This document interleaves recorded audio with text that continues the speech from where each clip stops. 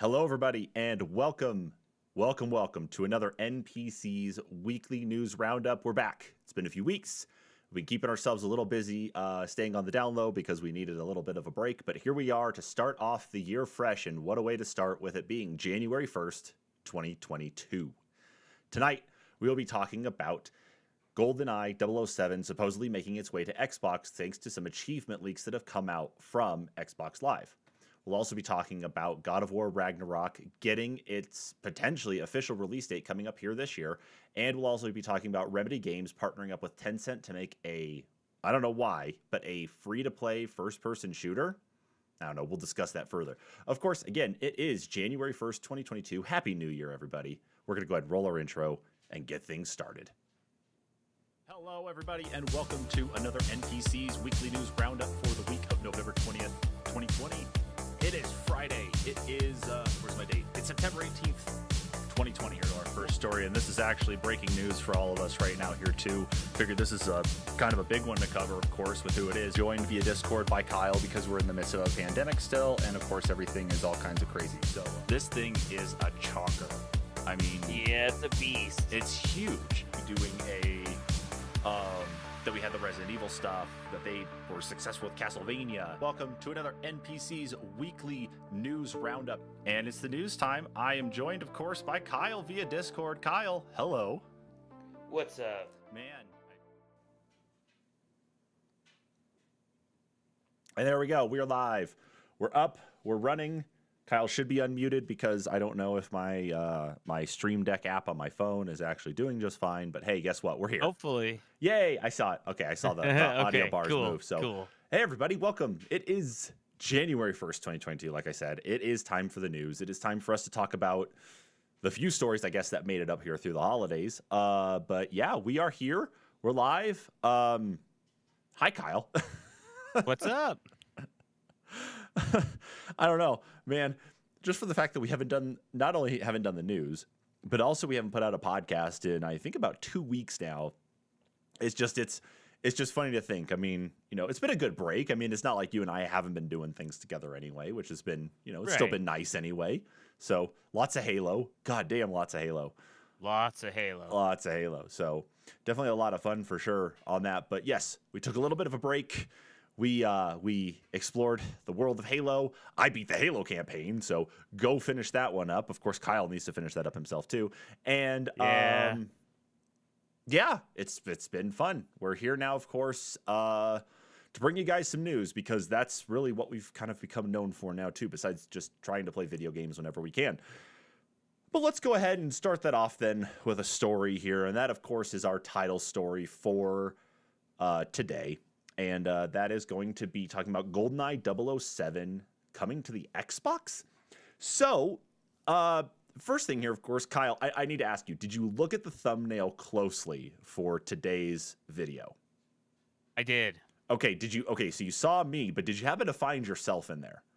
I did not. Just look a little closer, just really quick. Just look real look quick? a little closer. Okay. Yeah. So look a little closer and tell me if you see that. Open another YouTube real quick and we'll check it out.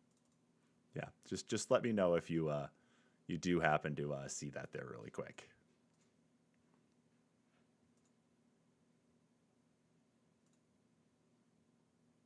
I do not. Okay, I was gonna see if I could actually share this here. Look very close inside the gun barrel. Oh, is my head in there? I was like, I don't know where else to throw you. I was like, I cut my head off and threw it there on Pierce Brosnan running away from an explosion. And I was like, where can I stick Kyle? So I decided the best thing to do was just to shrink your head down and just to shove it inside the gun barrel there and then add in a little bit of a shadow. So you're there. You're just getting ready to be fired out of the gun at me or whoever else is looking at this. So you being threatened with Kyle. That's it, by Pierce Brosnan. Anyway, so yeah, let's talk about this. So Goldeneye 007 is probably one of the games that everybody thinks about when it comes to a first-person shooter game. Like, it's one that really kind of helped to set a standard on local multiplayer, especially as it came to shooters. It really helped kind of drive what FPS has evolved to become up to this point in time. I know definitely things are well beyond where GoldenEye 007 was at when it released on the N64 in the 90s.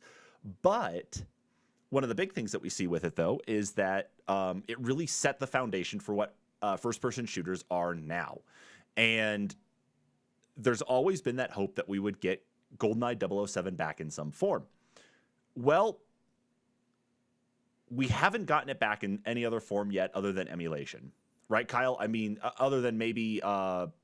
was GoldenEye ever available in like the Wii channel, for example, like through the virtual console there for N64? I don't believe so, because it's always had those licensing problems with either the Bond license or Pierce Brosnan or some way or some form. They haven't ever been able to transfer over the license and put it on anything else.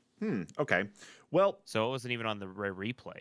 Yeah, because, I mean, licensing for James Bond stuff always seems to be in a weird mess, especially with Amazon having recently bought MGM, I think, which is the global license holder for James Bond, like all the different media that James Bond has.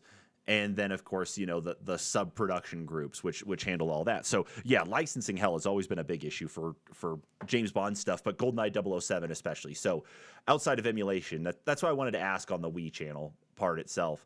But even with that, there was an effort for, and this was actually something in the news, I think that we probably talked about months ago, was that there was in the works a remaster of GoldenEye 007 for Xbox Live Arcade by a team at Xbox, which Xbox purchased Rare back in the mid 2000s, I think.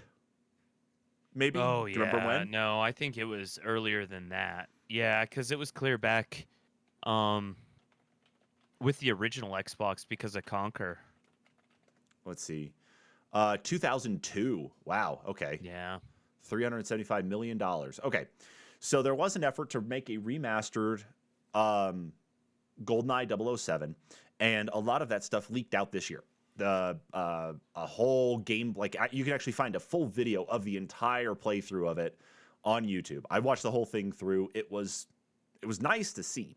It had you used to be able to actually download the assets, and if you had a modded or Xbox, you could play it on a modded Xbox, or if you had it in developer mode, I believe. Yeah, that does sound actually very familiar for what I've seen too. But here we are, of course, that version that was originally being worked on leaked out. They couldn't get the licensing rights, so they had to scrap it, set it aside. But someone was able to get a hold of it, play it all the way through, put the video up, and we were able to see what it was. And then that's kind of where things got left off until sometime in the last couple months, we saw a GoldenEye 007 removed from a banned games list in Germany. Now, the speculation, and Kyle, correct me if I'm wrong, the speculation was that it related to Nintendo's announcement of the Switch Online expansion pack, which included the Nintendo 64 emulation, correct? That's what everyone thought, and that's the way it would have seemed. Okay. Well, obviously, that was kind of what went hand in hand. Hey, N64 thing launched here. This game was popular on the N64, and they go hand in hand. Well, who knows how that's going to end up actually working out. However, according to this article we've got up here from Video Games Chronicle, I've always messed that up, especially with the Open Critic stuff last year, that GoldenEye 007 achievements have been found on Xbox Live servers.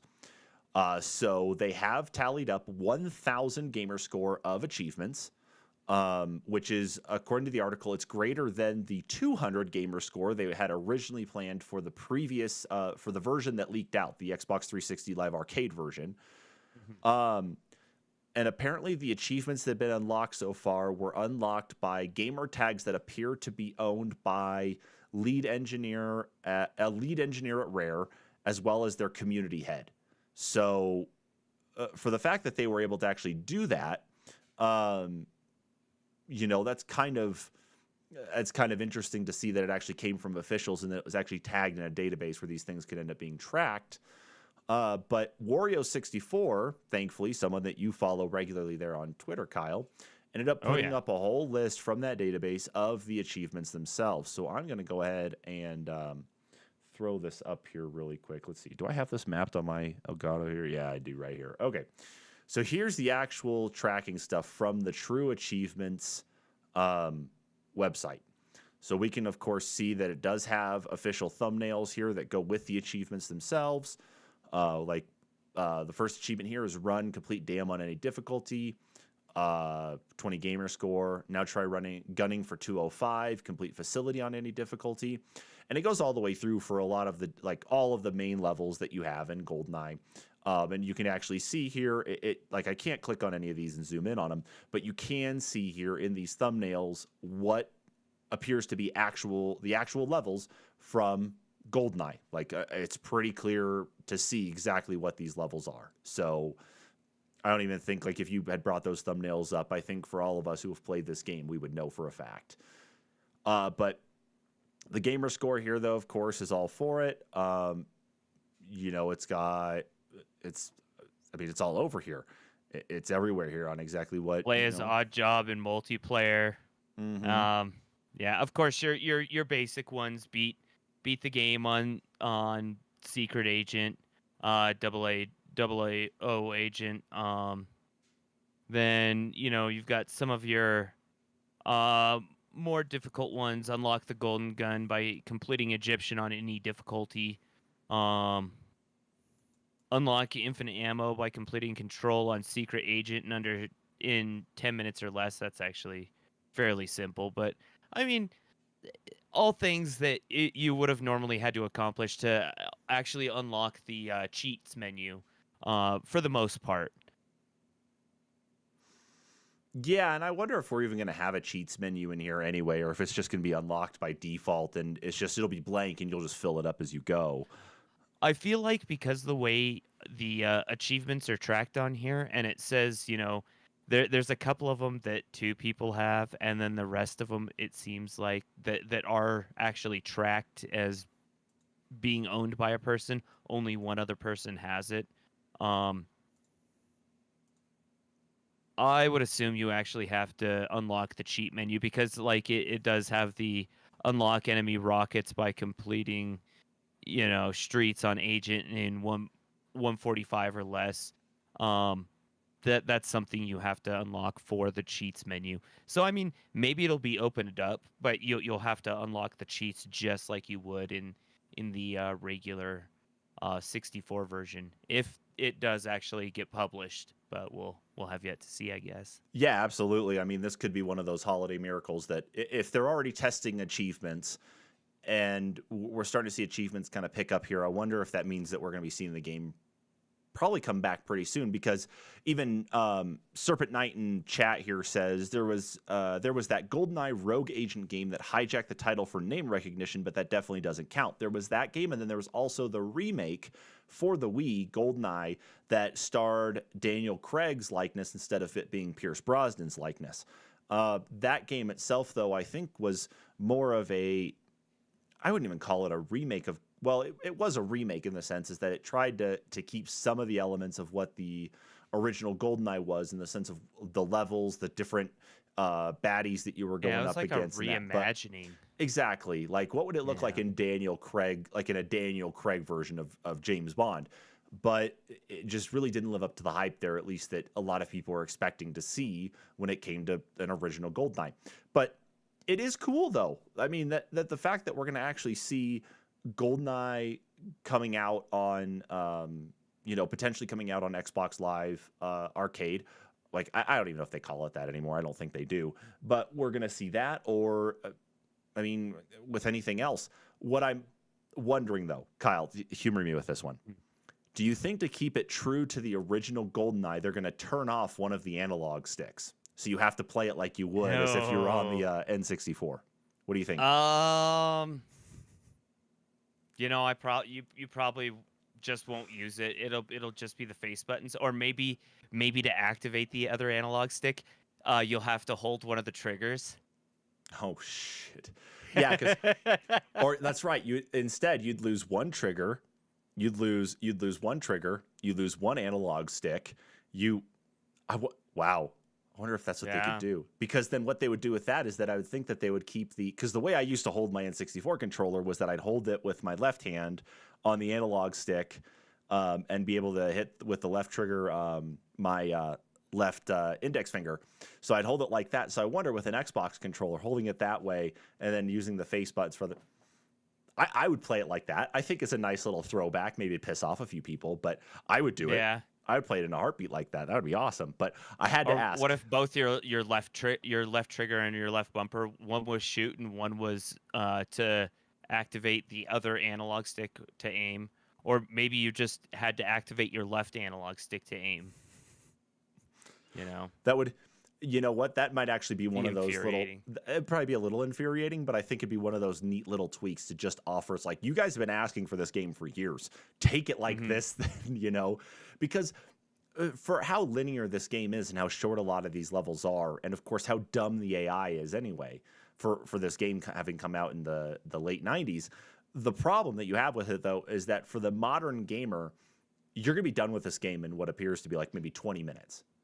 Like for using 2 analog sticks or playing with a keyboard and mouse, you're just not going to have the same feeling as you did back when you played it on the N64. So I just wanted to throw that out there as potentially humoring it. Okay, that was it. I know going back through Perfect Dark on the 360 when it came out on arcade, it was like, wow, this was kind of difficult back in the day, but I mean, on Perfect Agent or whatever it was a little difficult, but nowhere near what it was on the 64. So I can only imagine what Goldeneye would be like. Yeah, especially with like I said there, it may have set the foundation for what first-person shooters are, but a lot of things have changed since then. So unless James Bond is going to have a grapple hook or be able to crouch slide and sprint around, oh dear, or please or what? Don't tempt fate. I just I'm just going off of what I've seen so far. Okay, that's the big thing. It'd be cool if you had the wonky barrel roll that the enemy AI would randomly do. They'd be standing in a wide hallway, and all of a sudden you'd be shooting at them, and they'd like stop and do this like weird pose, and then they'd do this like tumble barrel roll, and you're like, what are you doing? And it was slow too. It was a very slow paced roll. So it's like you're pointing the gun at them as they're moving. It's like, I'm gonna shoot you while you're down there. And the funny part is that you shoot them while they're mid roll, and they continue the roll until they're up, and then they throw themselves back. Yeah. Yeah. Oh my God. Yeah. Okay. Those were the days. Oh, but here's an interesting. Okay, last thing before we move on to the next story. So, because you could modify the characters there with one of the cheats and have DK mode, will it be called DK mode? Because DK stood for Donkey Kong. It did actually say DK mode on the achievements. There was one for DK mode. Oh, well, then I guess maybe it will. Because maybe it's not directly calling out Donkey Kong, that DK is perfectly fine. I don't know, just it was an idea. Where was it? I know I saw it on here because I was like, do they have DK mode? I see Tiny Bond, and I see Odd Job. I know I saw DK though, and it was called Unlock DK mode. Okay. By completing whatever level. I'm just kind of skimming them real quick.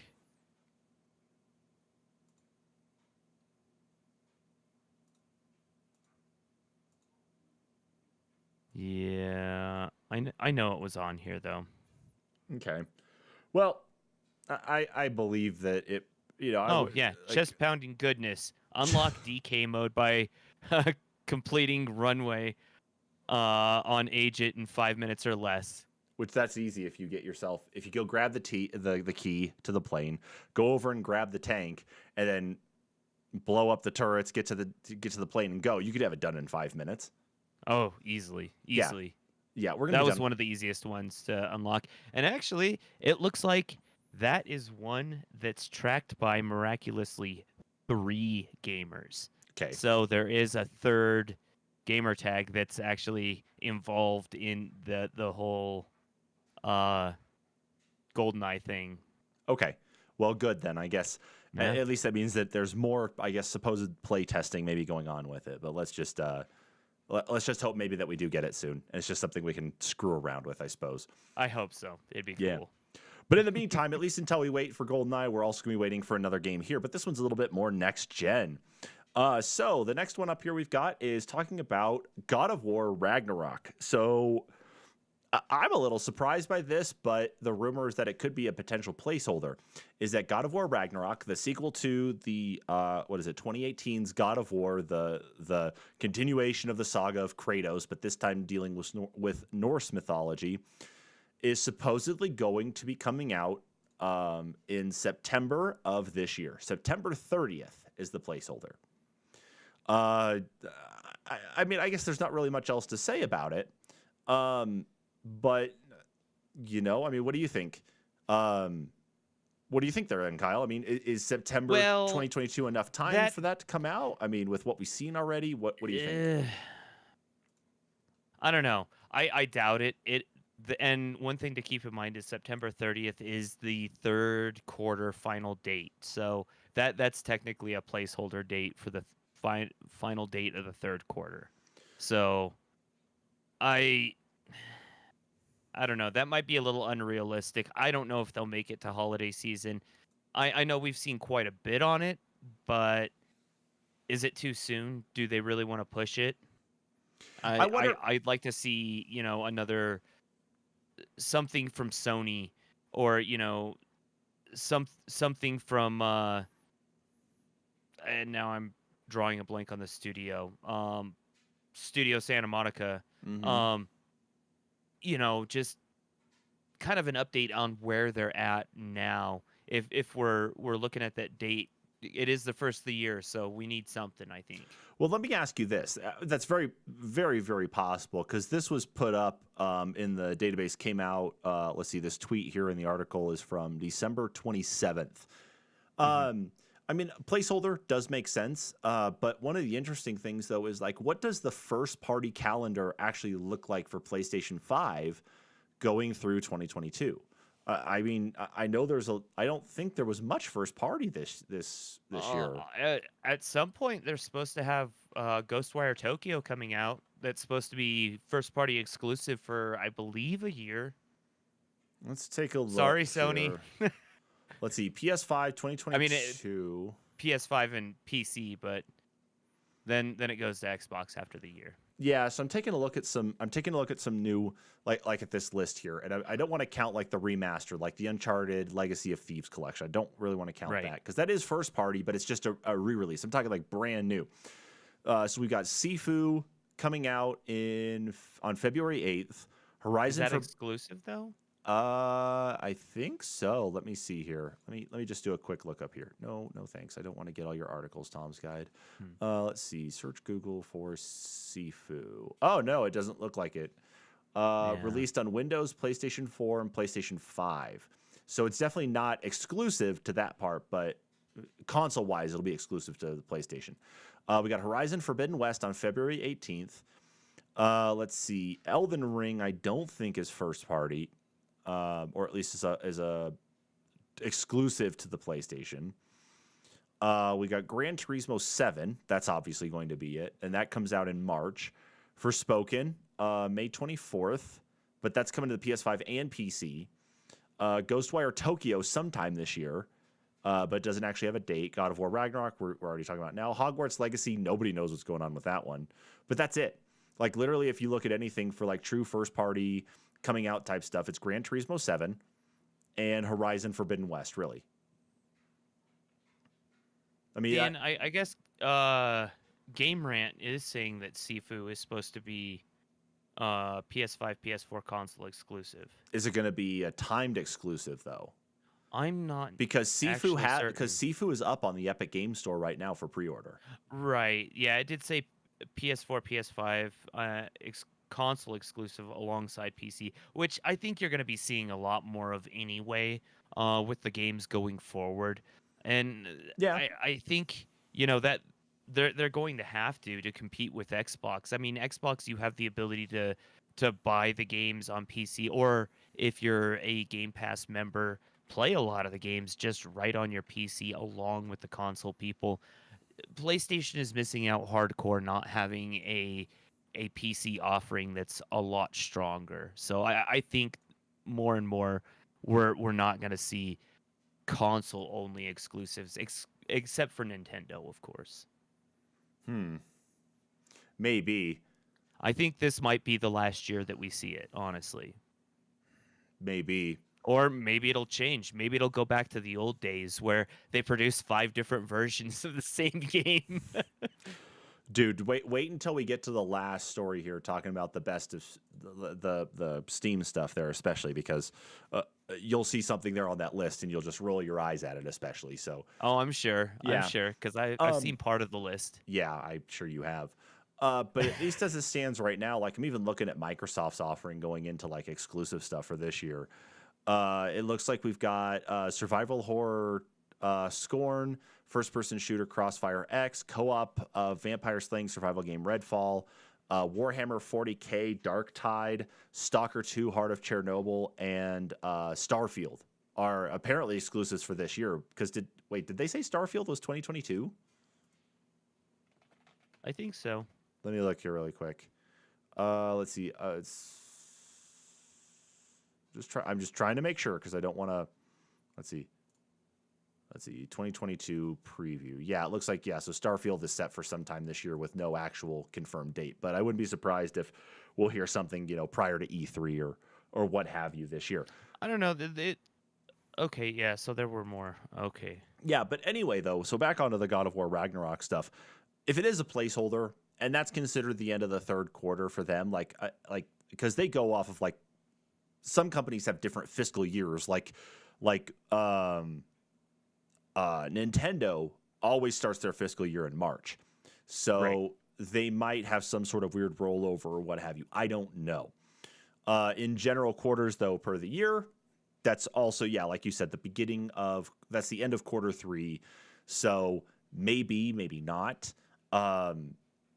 But do you think, though, with everything that we've seen so far of God of War Ragnarok, we've seen a gameplay / kind of story trailer there. We've seen, I think, some cinematic stuff. Do you think that the game appears ready for primetime by September? Do you think there's enough time in 9 months to get that game ready for release? Knowing Sony and knowing how they've played their hand recently, and just their showings of games, I feel like we're gonna see at least one more trailer before we get the definitive date. It'll be Sony's next big show, or don't we have CES or something coming up? We have CES, but not much in games is usually shown off at CES. It's mostly No, but occasionally they do show something, or they run something as a parallel. A company will just pop up and say, "Hey, by the way, while this is going on," so who knows?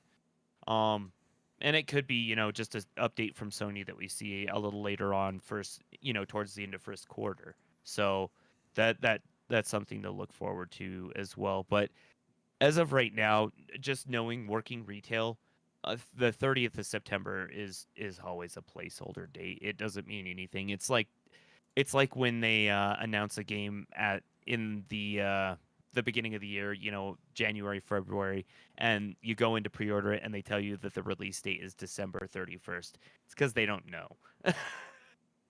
They just know it's coming out.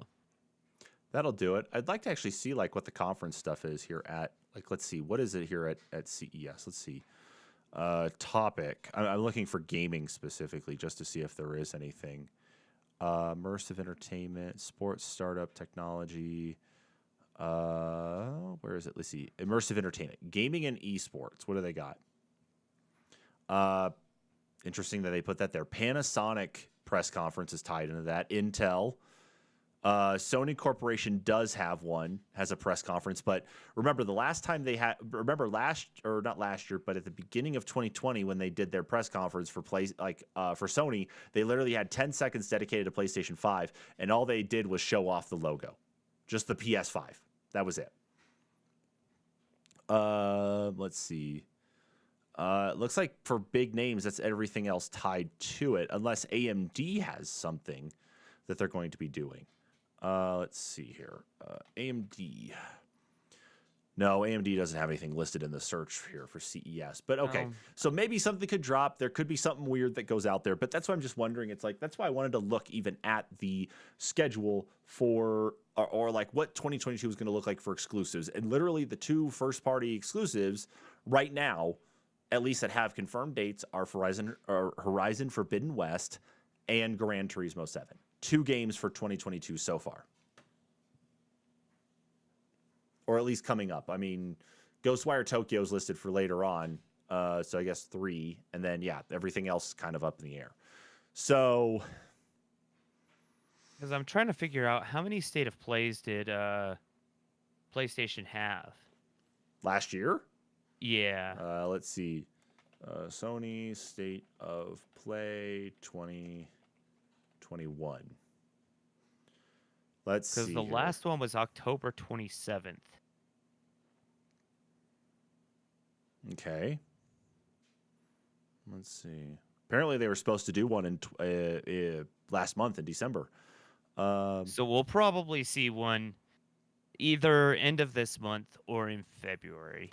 I would imagine. I would almost see them avoiding February with how loaded it is for game releases.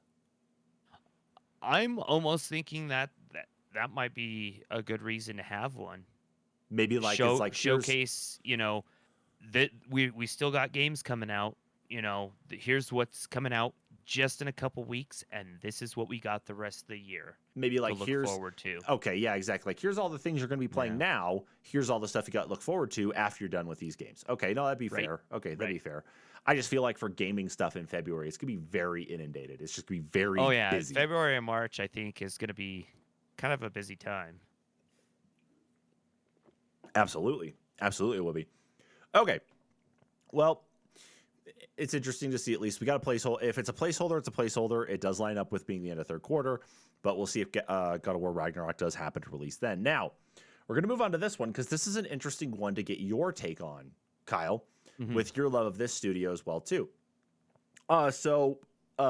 Remedy, developers for Control and Alan Wake, are partnering up with Tencent, the big Chinese tech conglomerate, to create a free-to-play first-person shooter. What? Yeah, and what baffles me is I'm fairly certain that it was Remedy that went to Tencent and not vice versa. So, I mean, Tencent already has their hands in how many free-to-plays right now? I mean, one of their more major ones being the Call of Duty Mobile, that their name is plastered on immediately in this, first splash screen, I want to say. But, especially since they've already got the Control shooter that's supposed to be... I don't know if that's supposed to be free-to-play or what, but that's supposed to be coming out either this year or next year. Yeah, Crossfire X, I think, is the one it is. Let me see here. Yeah, I believe that's what it was. Let's see. It's a third installment in the Crossfire series. Let's see. Maybe not then. No, it's a first-person shooter. Free-to-play multiplayer component is similar to Counter-Strike. Okay. No, it doesn't look like it has. This one has anything to do with it. Okay. Yeah, that's what I thought. It was a completely different thing. Yeah, it was one of those other ones that I was looking at here too. But okay, so for a free-to-play first-person shooter, what do you think? Like Remedy's reputation for games and that, does it actually fit in with this? Like, does this seem like something that actually fits in with the types of games that they do make or the games that they're known for? Is this a good direction for them? You don't think so? Why not? I'm genuinely, I'm curious. I've played a little bit of Alan Wake. I've played a little bit of Control, so I have an idea of what their game styles are like. But maybe I'm mistaken. But let me look at their pedigree real quick. Because if I'm not mistaken, like their big ones that have always succeeded real well have always been third person style games. Let's see. So Max Payne 2, Alan Wake, Death Rally, Alan Wake's American Nightmare, Quantum Break, Control. Third person. Yeah. I mean, not necessarily that they're ones to shy away from anything action related, but can you imagine if Control was a first person shooter instead of it being the third person that it is? No, no, I couldn't. I don't feel like it would capture the magic as well of you being able to fling the things around the environment, especially around you, picking up, a desk that's right next to you and being able to levitate it and just, huck it at someone. It doesn't feel as good in first person. I think one of the reasons that they develop those games the way they are is because they feel better with the environment that they've developed. Um, just the play style. You're gonna get more out of the game playing it in third person than you would in first person. Mm-hmm. Well, That's me. I Remedy just they make really good environments in games. Quantum Break, it fell flat. It had a really neat idea, kind of a cool story. The gameplay was so. Um, But as far as the environments go, they had really cool environments and you could interact with stuff and um I don't know. I I don't see it working personally. It's just not Remedy's forte. They like to focus on everything around you as much as on what you're doing, and that it narrows the perspective too much for them. hmm. I could see it being a dropped project. Potentially. I think the interesting thing, though, is that because they've got Tencent behind them and Tencent is in every other free to play shooter anyway in the first place, it really feels like they are. It seems like that would be the case, though, is that they would be the ones to, that Tencent would be the ones to help kind of drive it. And where Remedy, like what I'm concerned about is that it's like why Remedy feels to go this way compared to the titles that they've already put out here in the past and what they're planning on for the future, especially with that new Alan Wake game coming out. Mm-hmm. It's like, what are they seeing in the market themselves that says they need to do something like this? It could very well be a success. Right. It could very well be the next big thing, like when Respawn dropped Apex Legends on everybody, and it's like, what is this? And it's like, oh my god, it's set in the Titanfall universe, and it was a big thing. Maybe they'll do what Crysis did for computer graphics on first person shooters, or what Black did for console gaming as far as graphics. Maybe they'll take that very wide perspective of everything that's going on around you and be able to narrow it down to just a one person from the barrel of your gun perspective. But I don't know. Being a free to play, I don't see them being able to invest that much into it either.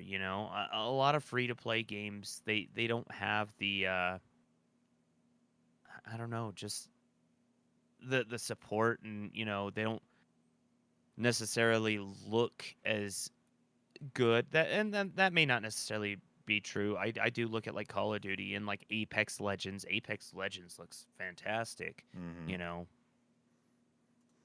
But it's just it's just like I don't know. It's hard to say. It's so hard to say. But they do mostly do third person stuff. Even the Crossfire X, that's a third person driving like Mad Max style game. Yeah, no, you're exactly right. You are. This might be one of those wait and see approaches, though. This could be something that's like, why would they do something like this? And then out of nowhere, it's like, oh my god, game of the year 2022. Yeah, it has that possibility. Yeah. So I guess this is one of those cautious wait and see type scenarios here that we're not on the edge of our seats waiting for this. Well, and that is one thing that Remedy is really good at too, though, is bringing a fresh look at a style of game.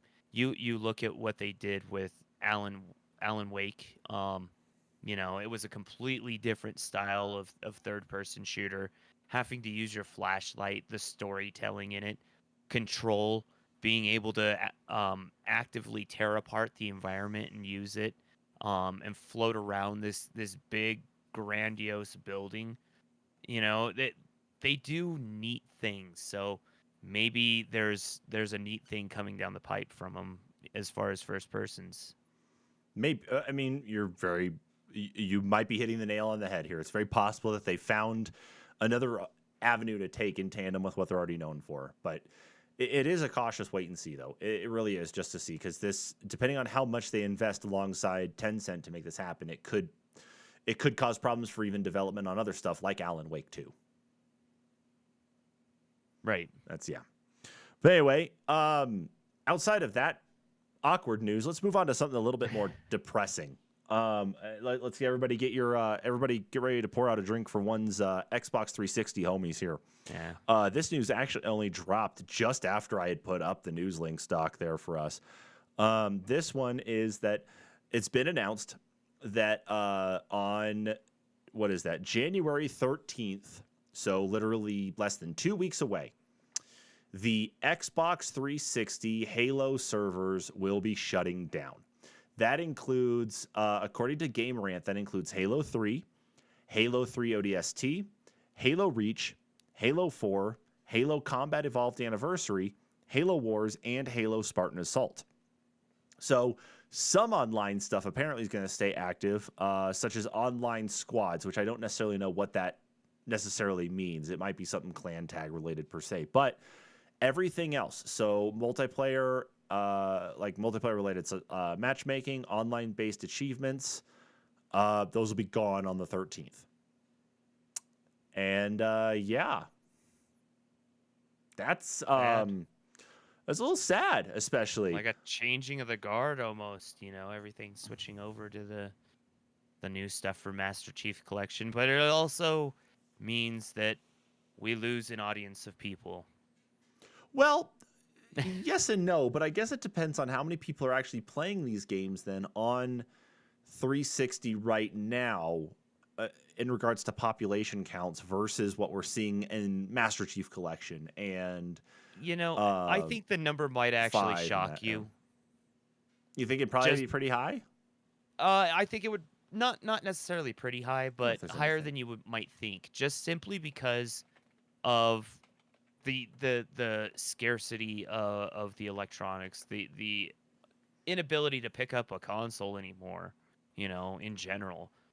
I can't tell you how many even 360s I sell at the pawn shop just because nothing else is available. I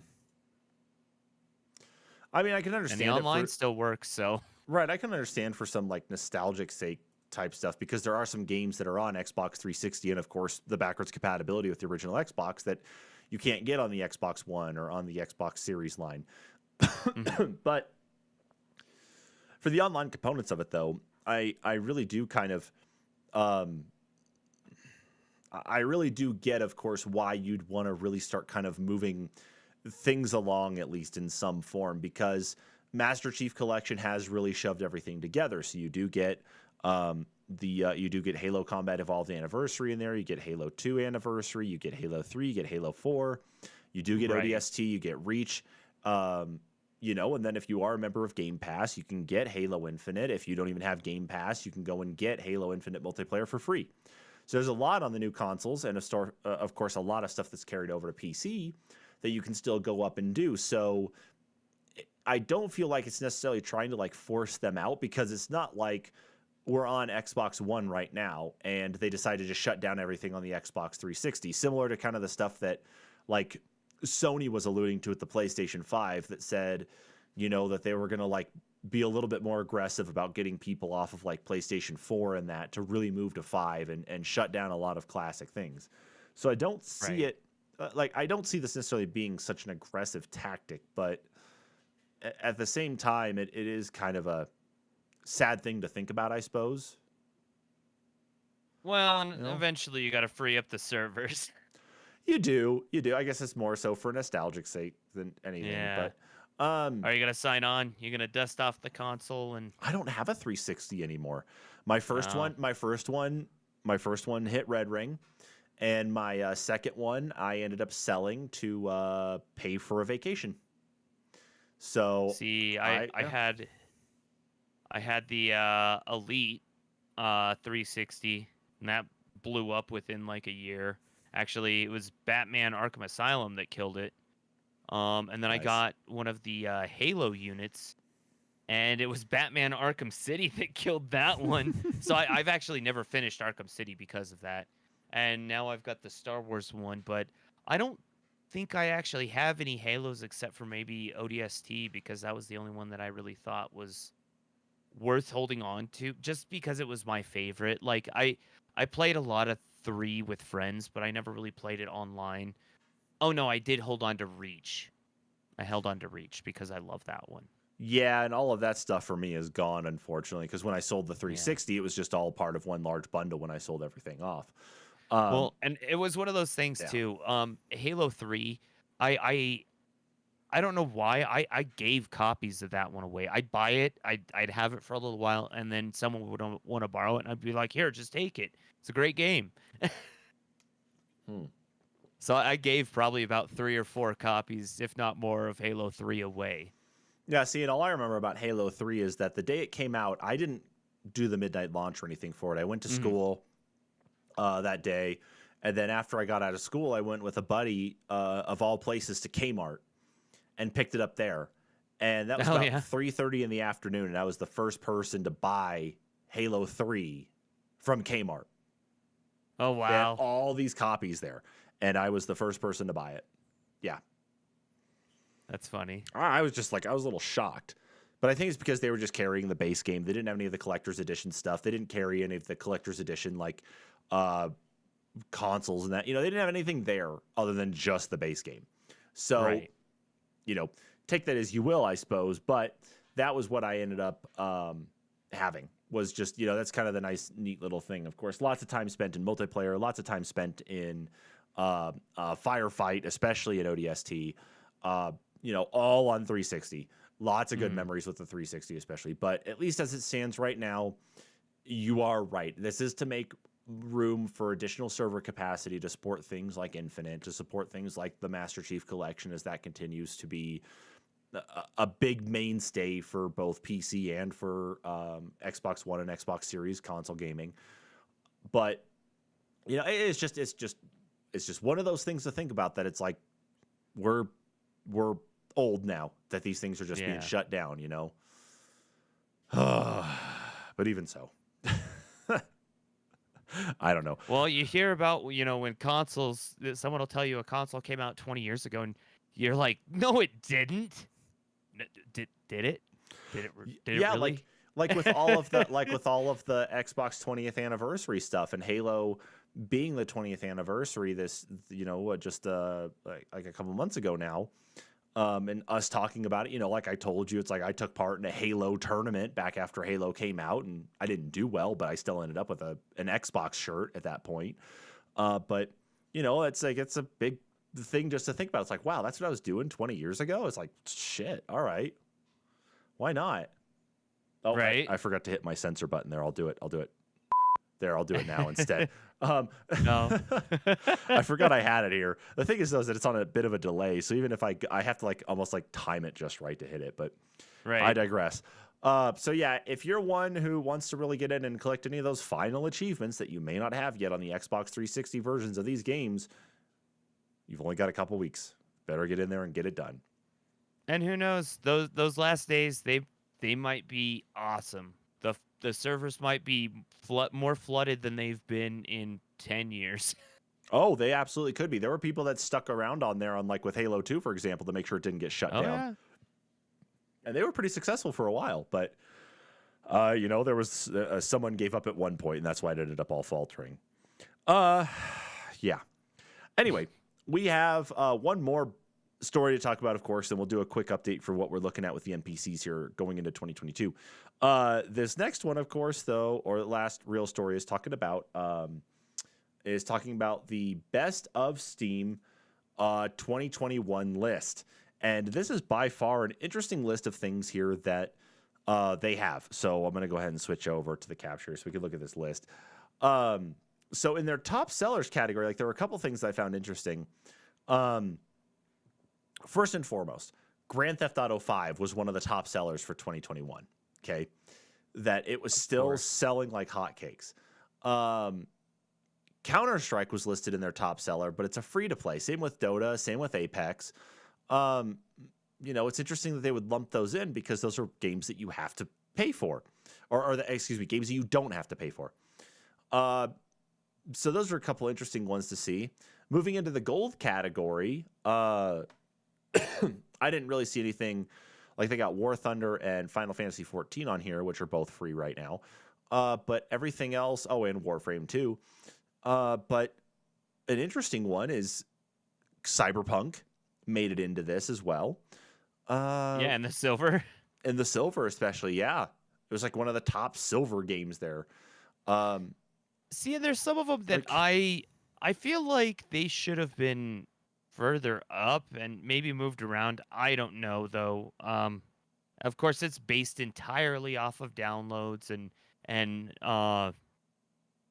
users that are on at any point in time as an average over the years. So yeah. So what I want you to do is this though, Kyle, and this is why it's like I was alluding to this for this story. Go down in the top sellers list if you're looking at it now. Go to bronze and go about dead center and to the right. There's one game here in particular that happened to make this list in the bronze category, and I don't get it. For how long this game has been out, and also the fact of how many times this game has been released, I don't know why it's there. Let me see I just want to know if you can pick it out. Holy here really quick. Crap! Yeah, right next to Borderlands 3, Skyrim. Skyrim, sure enough. Well, for you, maybe Borderlands 3, but yeah, it won't die, and it's not even the upgraded version. It's the special edition. Yeah, exactly. The one that released in 2016 of all years, 5 years prior. Yeah. You know what you've all done. Todd Howard knows. Todd knows. Yeah. Todd Howard knows. But like, one thing I'm very happy to actually see here is that in the top games is that like in the platinum games right now for top sellers is Valheim. Such a good game that came out. I mean, I got so many hours in that game though too, that it's such a great game that if you guys have not played this one yet, I mean, like I've sunk, I think about a total of like 2 full days into this game. Beaten, built, done everything. And I know there's more stuff that's been added in, but I haven't been in since they've added the new things, but it is nice to actually see it's there. There's a couple that are up there though, that do shock me. I mean, aside from the free to play ones, the New World, because of the issues that we had early on with that game, blowing up video cards, and then the server wait times, and here we are. It still landed a platinum rating.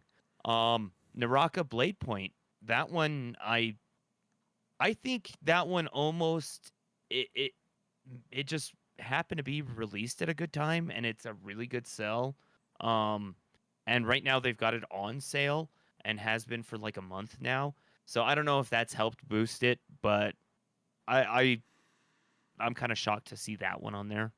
Yeah, but what's interesting to me is that in the gold category, It Takes Two is there. I'd expect that to be almost a little higher after all the ratings that it got in through the course of the year. Considering it did get Game of the Year. Yeah, no kidding.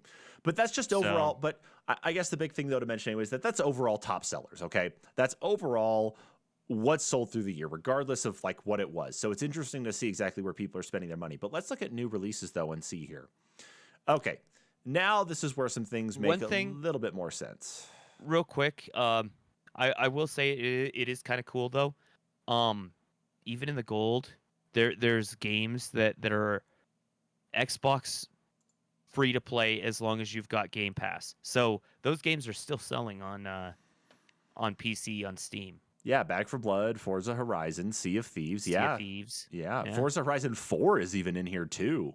Yeah. Like that's interesting, especially. But that's crazy. Mm-hmm. Yeah, so we got those. But let's go back over here to new releases. So I got Resident Evil Village here at the top, Age of Empires 4, Back 4 Blood, excuse me. Battlefield 2042, even with all the problems that game is still having.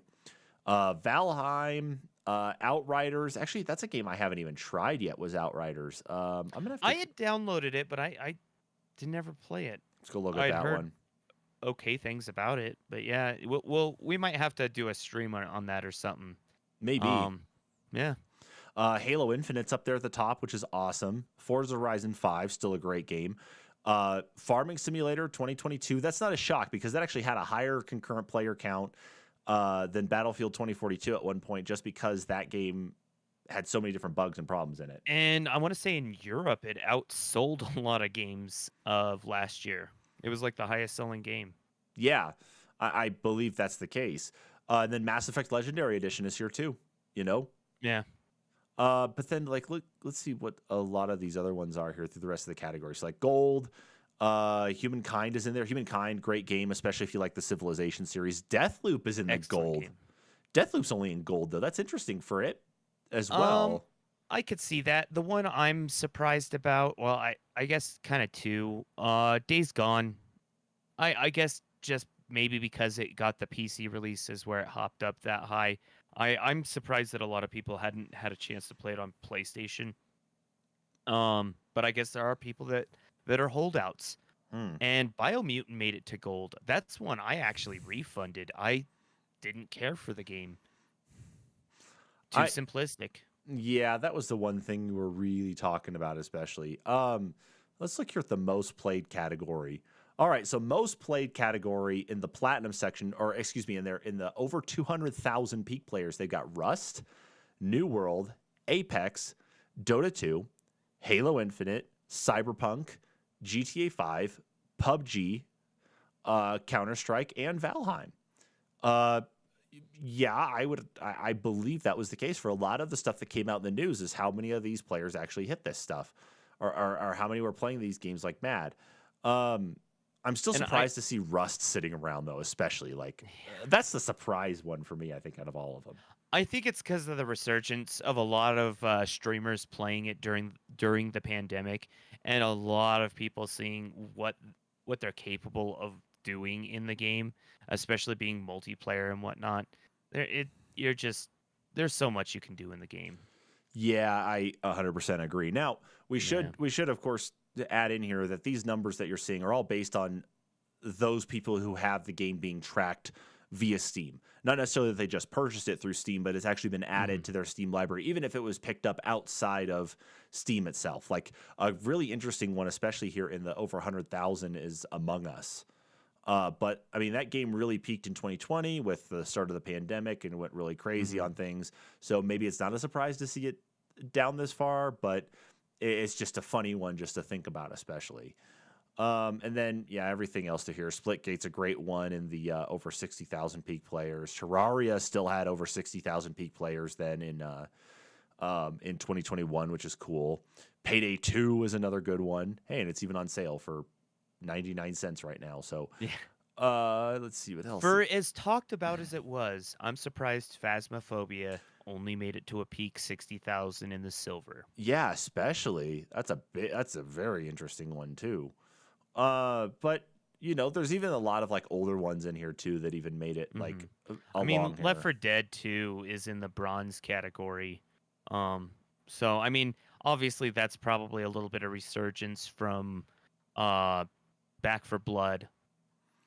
Even Gary's mod had over 30,000 players in 2021. At least at a peak, you know, it's whatever. Let's see. So early access grads, what they have. Breath Edge. I tried that game out. I wasn't a big fan of it, but it definitely was just kind of a nice one to at least try out.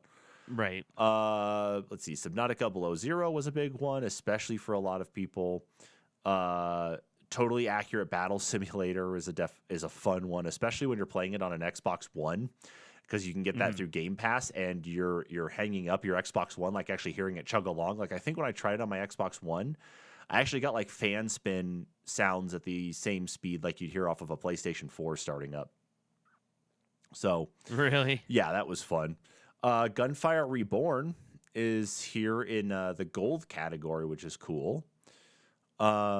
Let's see what else. You know, I've had that on my wish list for a while and still haven't picked it up. So I thought you had. I thought that was one you had picked up. I don't think so. Oh, no, well. I still have it wish listed. Okay. I guess it's just a sign. Yeah, and then of course they got categories for like best of VR, controller friendly. They got a blog post talking about it. You know, that's that's kind of cool to see exactly like what it is we've got for, or at least what Steam was tracking. Maybe Epic Game Store will see this and maybe put out something, their own best of 2021. And we'll see how things look. It is still like a couple of the things that stick out to me the most is that it's like, okay, Skyrim made the list.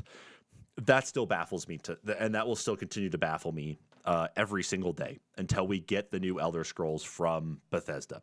The other thing that still confounds me is Cyberpunk 2077, especially with all the issues we had at the end of 2020, the beginning of 2021. I mean, I still have not beat that game yet.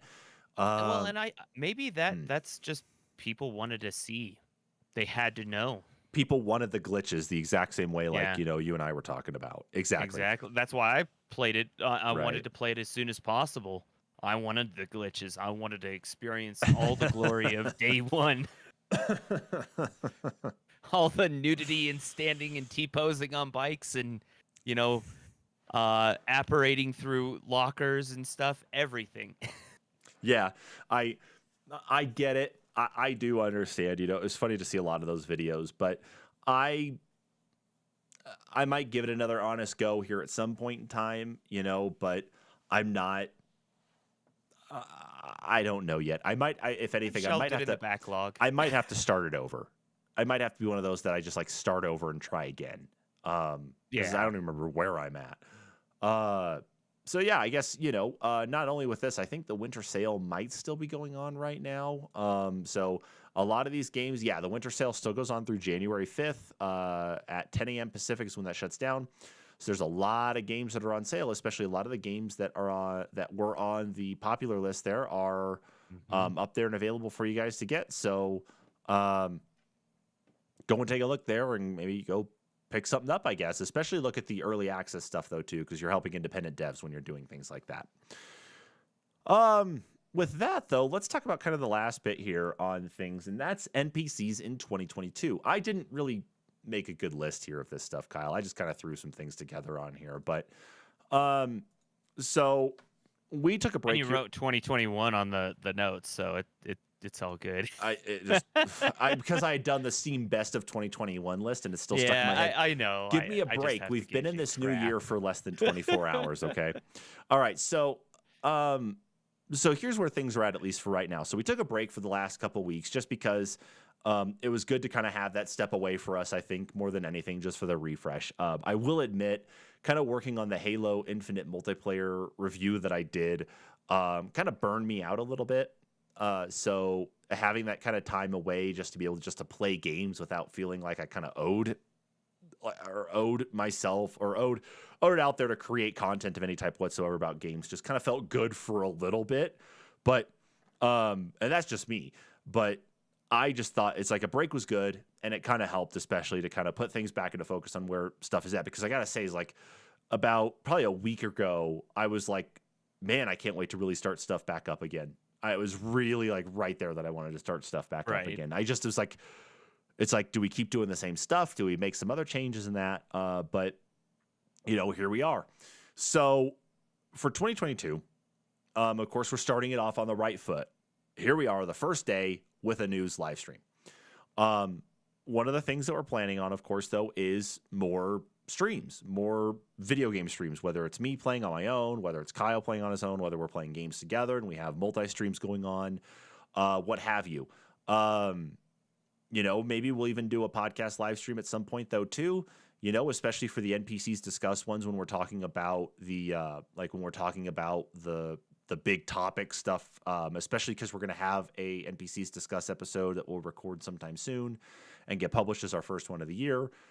But we'll try to get some more streams up there and get some more content up, of course, on the YouTube channel. I will be restarting the quick saves, though, probably this next week. I think if things seem to settle down enough, I think probably that they'll start up again. So there'll probably be a new one on Tuesday night. So keep an eye out for that, though, too. New podcast episodes. That's all we do. That's really all that we had been doing was podcast, right, Kyle? Is that it? Yeah, pretty much. That's our big thing. That's seriously our big thing. I mean, like, even though we haven't put up, like, I'm looking at the metrics here for the podcast itself here. Let's see if we had anybody tuning in here at any of our episodes. Like, like sometime between December, like we haven't put up an episode since between in the week of December 1st to December 7th. And still, someone's been able to find our episodes there, and someone actually listened to one of our just what do you play episodes, and someone actually listened to an old weekly topic from November of last year, which actually might have. Funny thing is, it might have been Preston, probably trying to go back to see if IGN stole anything else from us again. So, Right. So even with that said, it's one of those funny things just to think about.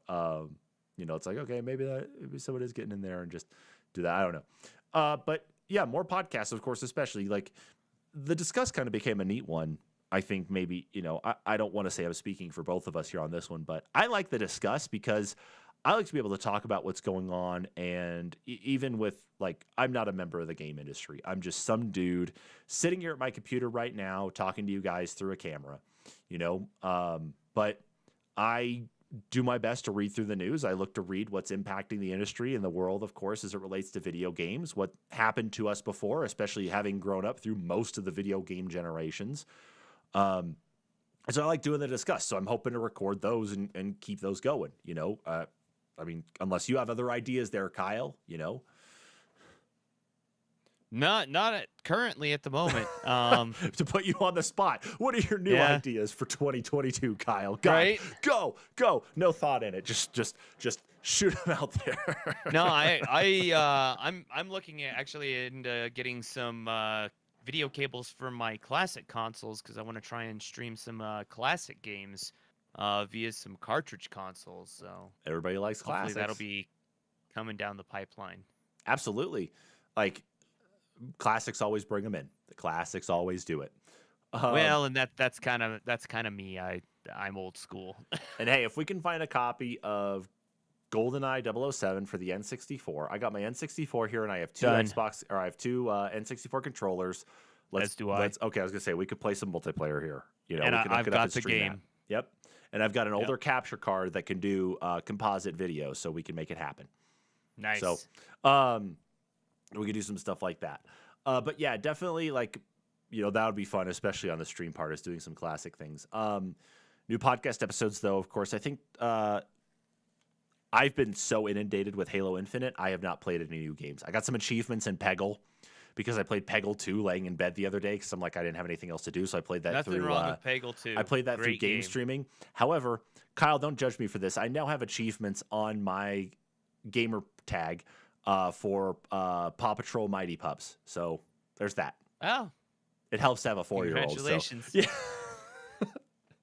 It helps to have a 4-year-old who's into Paw Patrol. At one time, I was chasing the achievements pretty hard, and I even went for some of those. I knew it was time to back it down when I was going after some of those ones that were like the avatar achievements that you can get in the entire game's achievements in 10 minutes. I was like, oh God, I need to slow down. Yeah, no, I mean, it really, it's like you're chasing the proverbial dragon there, the achievement dragon. Joke. Yeah. So it's just as funny. 50 more points. Yeah, no kidding. That's actually how it was getting with me and Halo Infinite, and it still is kind of that way because I don't have the rest of those stupid audio logs. Right. But even so, I think the last thing to bring up here, though, of course, too, is maybe to open it up into a small run of some sort, because I think we can do it here, though, too, is that for the longest time I've been itching for some type of NPCs merch. And I think, so the artwork that you guys see here, so like the NPCs logo that I've got up, the NPCs news logo, the borders that we have around here on the screen itself, those are actually from... someone had created those for my own personal Twitch account, and I just decided to reuse them here just because I like the color scheme. I thought it fit with the NPCs just fine. I was like, okay, cool, it works. But like the logo and that stuff, the thumbnails that you see and all that is created by me. I created all that stuff myself, just simply enough in GIMP. But I think this might be the year that, maybe we can get a couple merch things out there, whether it's stickers, maybe a few t-shirts here and there or something like that. Because I think for us, I think we owe it to ourselves, for Kyle and I, to create an Untitled Goose Game shirt that's in some sort of NPC style and find out what Preston's shirt size is and send it to him, because absolutely, I would love to screw with him to send him that. even so, Best of honks, Preston. Yeah, best. Yeah, mess with the honk, you get the bonk. Right.